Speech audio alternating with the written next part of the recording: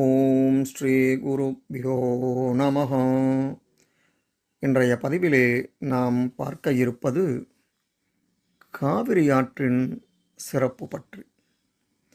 துலா மாதத்திலே ஒரு முறை சிவபெருமான் ரிஷப வாகனத்தின் மீது ஏறி உலகை சுற்றி வந்து கொண்டிருந்தார். அப்போது அவருடைய வாகனமான நந்தி எனும் ரிஷபம் சற்று மமதை கொண்டு காவிரி ஆற்றின் அருகில் வந்த சிவபெருமானின் பரிவாரத்தை விட்டு விலகி தனியே காவிரி ஆற்றின் நடுவில் தங்கிவிட்டது. அதனால் கோபமுற்ற சிவபெருமான் அதன் கர்வத்தை அடக்க எண்ணினார். அதை தன் கால் விரலால் மிதித்து காவேரி ஆற்றின் நடுவில் அதல பாதாளத்தில் மூழ்கி இருக்குமாறு அழித்துவிட்டார். அதனால் கண்ணீர் விட்ட நந்திதேவரான ரிஷபமும் சிவபெருமானிடம் தான் செய்த தவறுக்கு மன்னிப்பு கேட்டுக்கொண்டு தனக்கு விமோசனம் தருமாறு வேண்டிக் கொண்டது.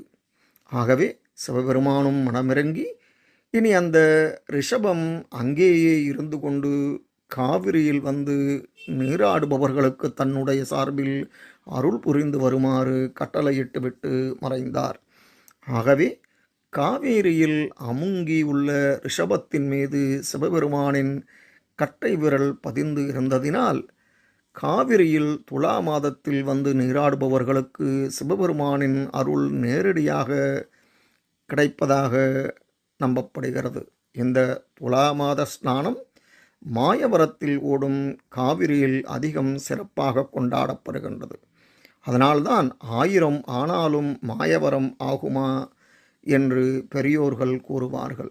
மேலும் கர்நாடகத்தில் மைசூரில் தலைக்காவேரி ஓடும் இடத்திலும் துலா மாதத்தில் இந்த ஸ்நான நிகழ்ச்சி பெருமளவில் நடைபெறும்.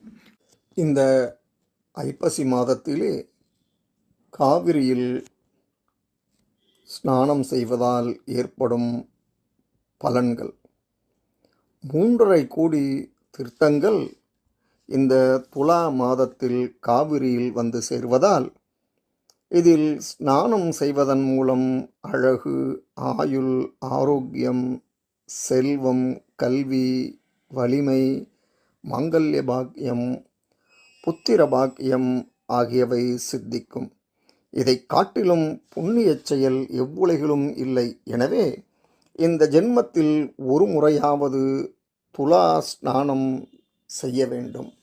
ஆகவே சமயம் கிடைக்கும்போது இந்த மாதத்தில் காவிரியில் சென்று ஸ்நானம் செய்து